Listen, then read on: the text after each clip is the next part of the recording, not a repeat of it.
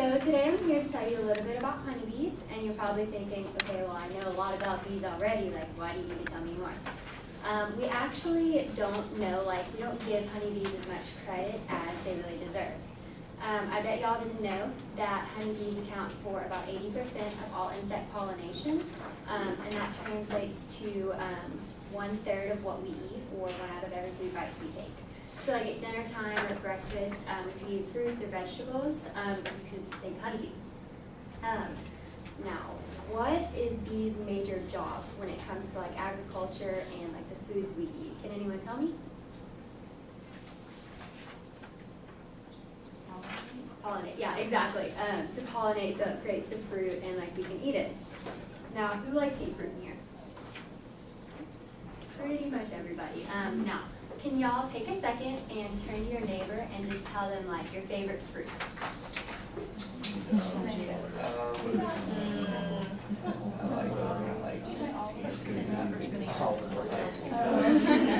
Okay, now, can some of y'all yell to me, just like anybody, not raise your hands or anything like that, just yell at me what you heard, like what people said. Grapes. Strawberries. Apples. Bananas. Alright, well a lot of those fruits, bees are definitely responsible for 100% of the pollination.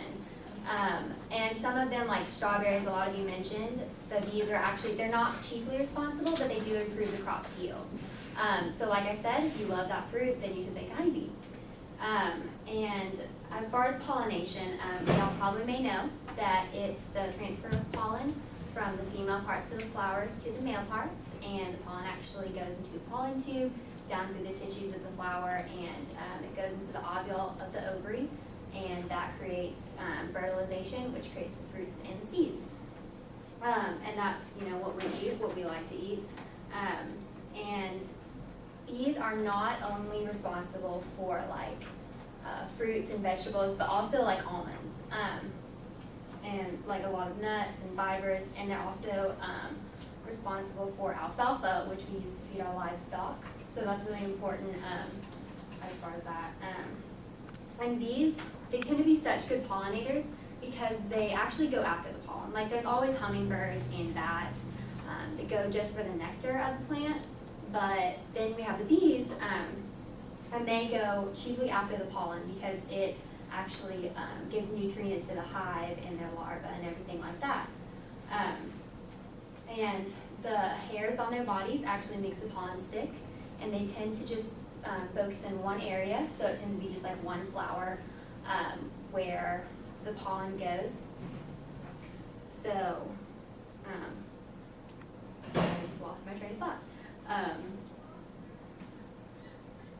Okay, they usually fly around in many flowers, so it helps the pollination process. It definitely creates more fruits, more seeds, especially as a commercial aspect.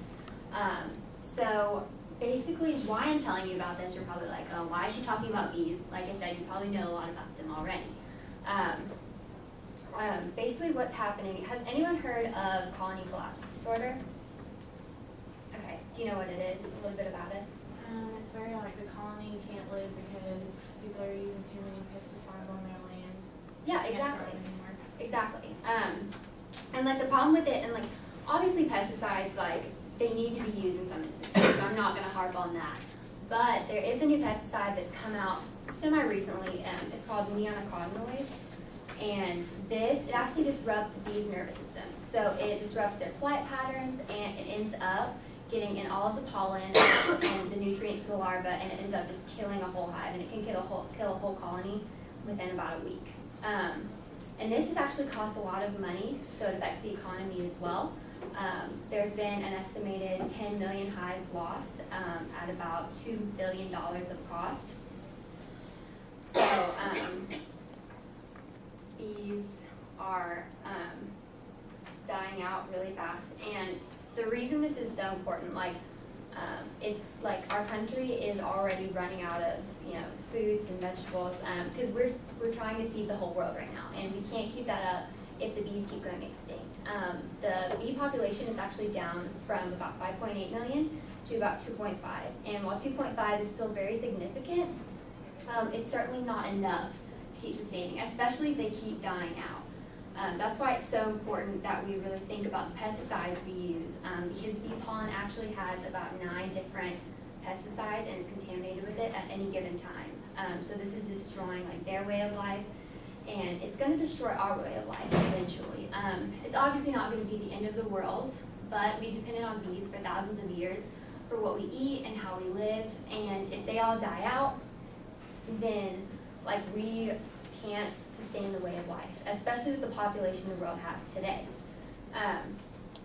So, like I said, the honeybee shortage put about $4 billion at risk last year because of the California almond harvest. There weren't enough honeybees, so the almonds were in danger of just not being harvested. There's certainly other ways of pollination, and some fruits and vegetables can pollinate themselves, but honeybees are chiefly responsible, and about 1/3 of our diet is going to be cut out. So that means, plates are going to get smaller and people are going to get hungrier and the countries are going to get poorer. And so it's just going to have a really big domino effect on our society when the honeybees start getting less and less and less.